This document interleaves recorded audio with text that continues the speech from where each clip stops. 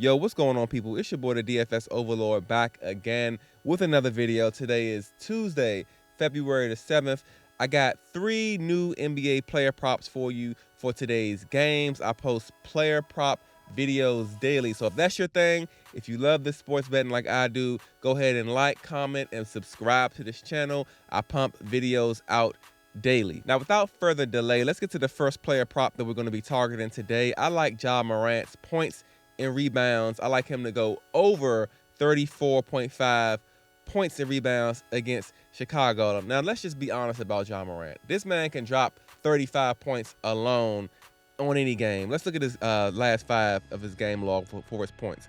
He's averaging 27.8 points over his last 5. He dropped 32 against Portland. I mean, he's always upwards of over 25, around 25, almost at 30 every game already. In this game, he dropped 32 against Portland. Let's check his rebounds in that game. The man had 9 rebounds. Look at the rebounds over the last 5. He's averaging 8.2 rebounds over his last 5 games. I mean, he had 10 against Indiana, 10 against Minnesota, 8 against Cleveland, and that's not a small feat right there. So I feel like Ja Morant should be able to get 35 points and rebounds combined. In Chicago, who he's going up against, they're not even that good in rebounds. Out of all the teams in the NBA, they're ranked 27th in rebounds. So I feel like Ja Morant, you know, he already pulls down boards as a point guard. Memphis is at home. Chicago played last night, so they're on the second leg of a back-to-back. I expect them to be, you know, at least more sluggish than Memphis is going to be. Memphis is coming in with some fresh legs.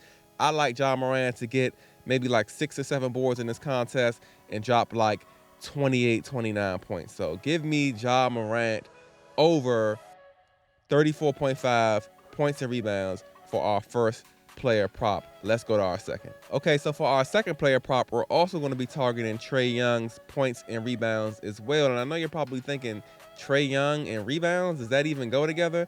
Well, let's take a look at the stats. So let's look at the points first, actually. So over his last 5, he's averaging 26.4.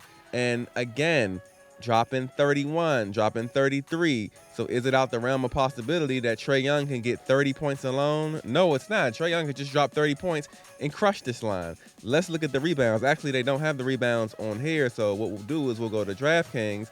And as you can see on his game log, 4 rebounds, 1 rebound, 5 rebounds, along with 31 points, 3 rebounds, along with 33 points. Essentially, my theory on doing the points and the rebounds with these guys, I know they're not big rebounders, but they get buckets. You know what I mean? Like I said, Ja Morant can drop 35. Trae Young can drop 30. The rebounds is more of like a, you know, a saving face. Like, say if they get like 2 or 3 below the point total. Like, say if Ja Morant gets 32 points, but then he has 6 rebounds, or Trae Young gets 26 and has 4 rebounds. You know what I mean? I feel like when you doing something like points and rebounds and points and assists, it's always good to grab a line where that person can get like the points alone and the, you know, the rebounds will just be extra at that point. So that's really my theory with the whole Trae Young. And also too, when I look at the FanDuel Sportsbook, I see that they have him favored to go over 27 points, and they also have him favored heavily to get over 3 rebounds at 162. So I just feel like, you know, to ask Trae Young to get a total of 30 points and rebounds really isn't that big of a thing. And although he's going up against a New Orleans team that's starting to get healthy, they got B.I. back, Valanciunas in there, I don't think it's out the realm of possibility for Trae Young to fall into 2 or 3 rebounds and drop 30 points. So I like Trae Young to get 30 points and rebounds combined. All right, so my last play for today is very similar to the first 2, but it's not going to be points and rebounds we're going to be targeting. We're going to be targeting the points and assists to go over 21.5 for Chris Paul here. Let me tell you why. So Devin Booker is finally coming back to the lineup. And I know you're probably like, well, isn't he going to be doing all the scoring? I don't know how many minutes he's going to be playing after coming back from a groin injury and being out so long. What I do know is that's going to open up the floor for a player like Chris Paul, because he's going to have more potential assists with, you know, passing it to Booker, because, you know, nobody else on the Suns is a shooter like Booker. Requires, you know, defensive attention like Booker. So that has more of a potential for Chris Paul to, dish him the ball, to get him some assists, as well as opening up the floor for Chris Paul to take a couple open shots. Now, his last couple games weren't good as far as his points. I know he had 2 points here and 3 points here against Atlanta. But as you can see, 15 against Boston, 19, 31. But all these were without Booker on the floor, of course. So what I did was I looked into the stats, Chris Paul playing with Booker and what his stats are, what his averages are with Booker. And pretty much Booker and Chris Paul have played 138 games together.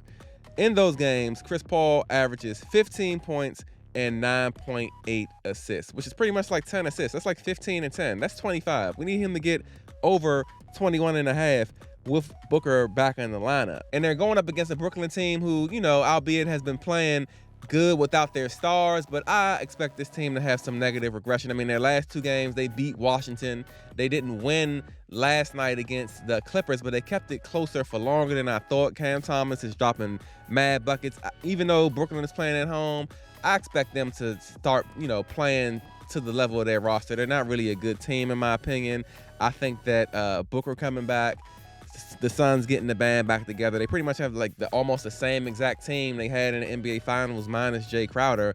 And I like Chris Paul to maybe score somewhere in the realm of 12 to 14, even 15 points and have 9 assists. As you see, they got his line set at 8.5 on his assists. And, that game he scored 2 points. He did have 14 assists. So I like Chris Paul to get over 21 and a half points and assists.